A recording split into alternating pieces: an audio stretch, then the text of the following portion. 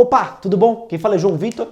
Bom, hoje é a segunda aula na nossa série de 3 aulas, onde eu vou mostrar para você sobre como fazer uma pesquisa de mercado, fazer um planejamento e quais são as melhores maneiras, né, de você escolher uma plataforma, quais requisitos essa plataforma precisa, funcionalidades e assim por diante. Bom, hoje nessa aula eu vou estar explicando para você sobre o que você precisa fazer para que o seu projeto de marketing digital para a sua loja virtual funcione do jeito correto. Bom, o primeiro ponto, tá, é o seguinte.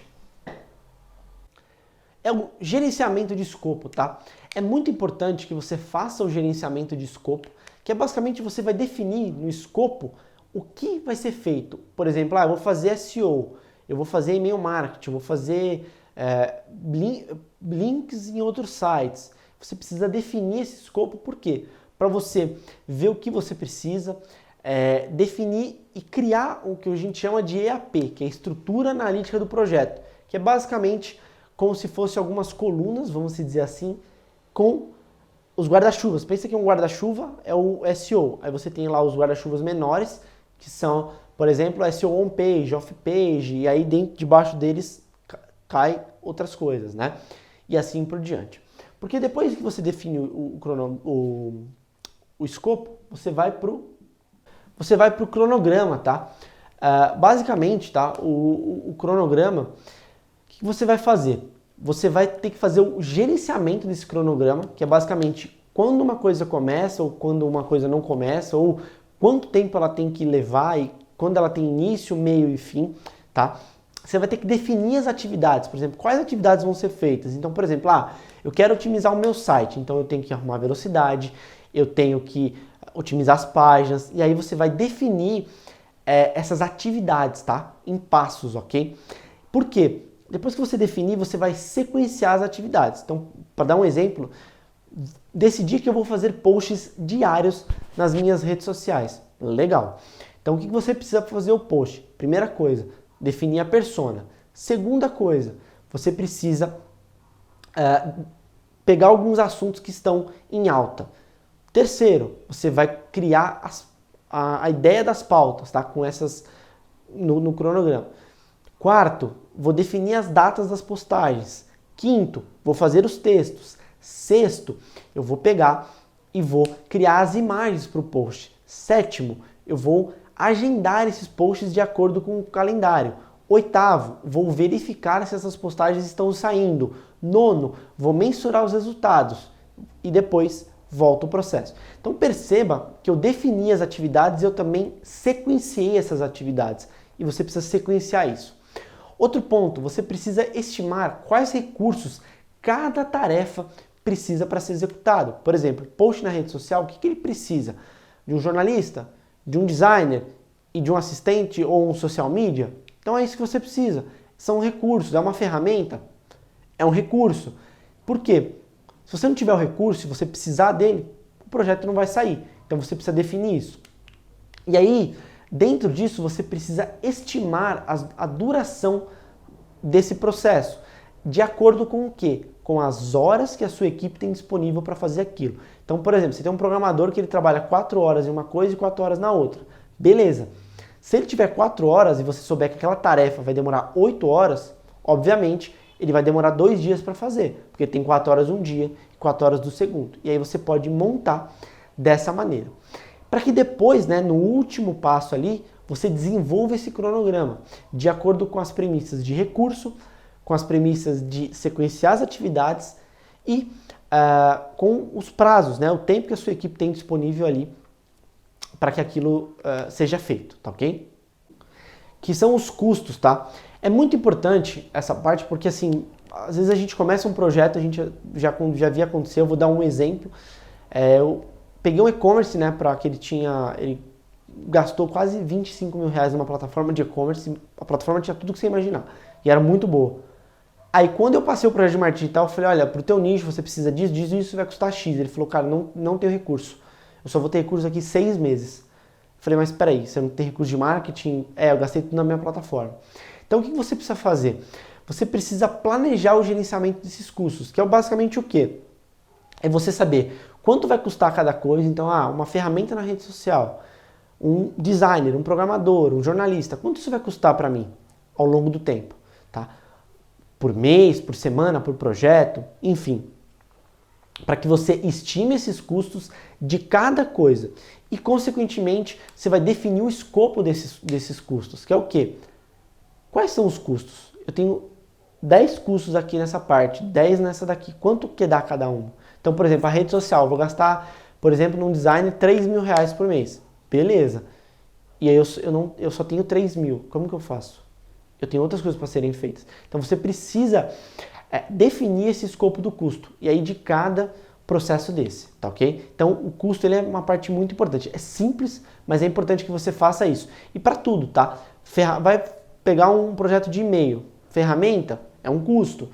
Profissional, outro custo.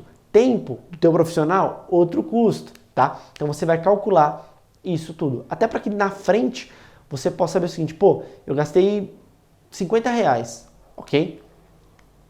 Você não gastou 50, você deve ter gasto 100, porque você está contando só as ferramentas. E o tempo do teu funcionário, a hora dele, quanto custa? Então você precisa analisar isso, até para você saber o quanto você gasta, para que você também possa saber o quanto você precisa vender e qual é a tua lucratividade naquele projeto. Está relacionado aos riscos, tá? Muitas empresas, e eu falo talvez a grande maioria das médias, até grandes empresas acabam fazendo isso, não todas, mas algumas, elas não conseguem gerenciar o risco, né? Então é muito importante você saber gerenciar todos os riscos de um projeto. De que maneira? Primeira coisa, você precisa identificar os riscos. Então vamos dar um exemplo prático. Vamos supor que você quer fazer post na rede social, e aí esses posts precisam de um designer, precisa de um programador e você não tem dinheiro para contratar, mas você tem freelancers. Qual que é o risco? Pô, eu identifiquei que eu tenho um risco dessa pessoa furar comigo. Ele pode não me entregar. Isso vai impactar diretamente no meu negócio?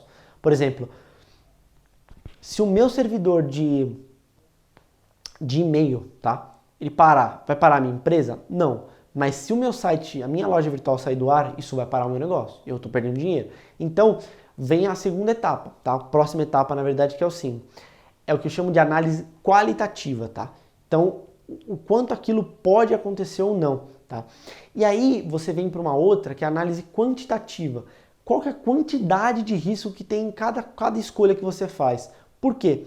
Se você tem a escolha A que tem 10 riscos e a escolha B que tem 2 riscos, obviamente você não vai escolher a, né? Você vai escolher a B.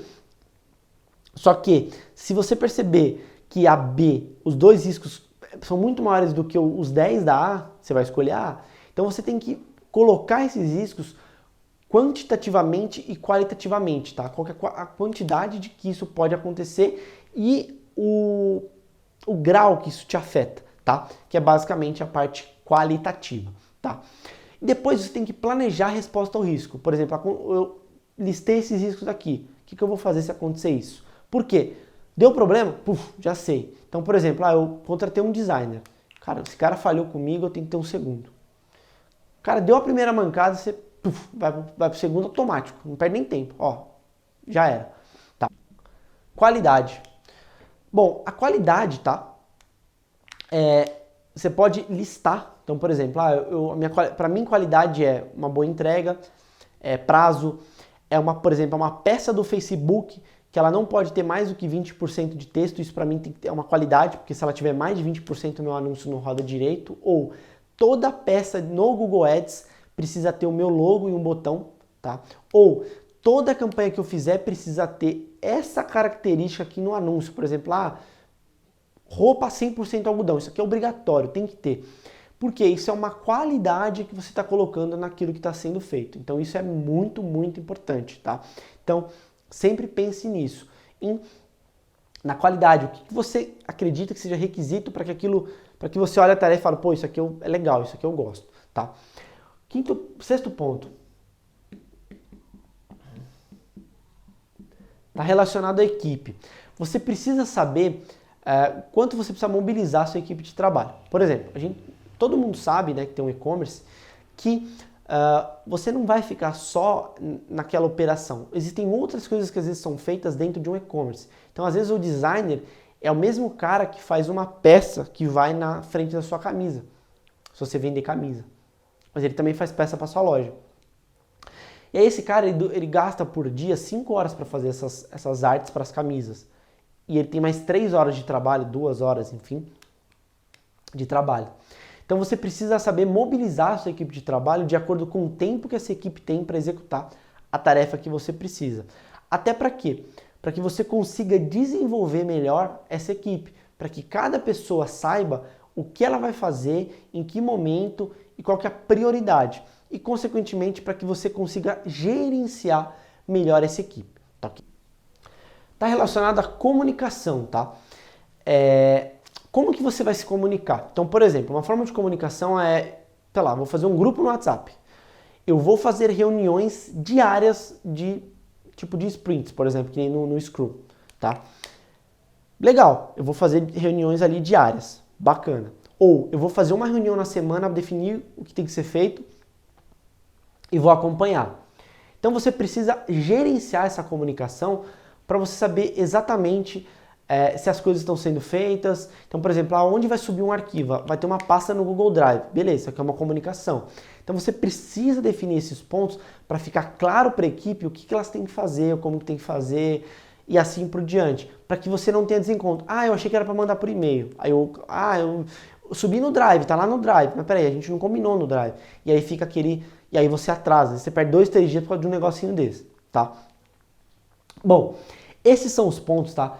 Principais para você trabalhar um projeto de marketing digital. São essas 7 etapas que eu coloquei. Se você fizer isso bem feito, você pode ter certeza, você não vai ter dor de cabeça. O projeto ele vai ter início, ele vai ter meio e ele vai ter fim. Porque mais importante, tá, do que ir fazendo as coisas, eu também sou assim, eu quero fazer o mais rápido possível, terminar logo e fazer um negócio bem feito. Às vezes a gente dá um tempo e fazer as coisas no tempo certo, do jeito certo. Por quê? Para que você consiga fazer do jeito certo e para que no final o resultado gere o quê? Vendas, lucratividade e previsibilidade para sua loja virtual em relação a faturamento. Bom, na próxima aula, tá? Eu vou falar sobre plataforma de e-commerce. Eu vou mostrar para você quais são os requisitos que toda plataforma precisa ter para que você consiga vender bem e o seu marketing não seja jogado no lixo, tá ok? Então é isso. Comenta abaixo, tá? Se você tiver alguma dúvida, se você quiser elogiar a série, se quiser tirar alguma dúvida, enfim. Seu comentário ele é muito importante para que eu possa melhorar de verdade o meu trabalho e possa passar conteúdos úteis para você. Então é isso. Muito obrigado, um grande abraço e até a próxima e última aula.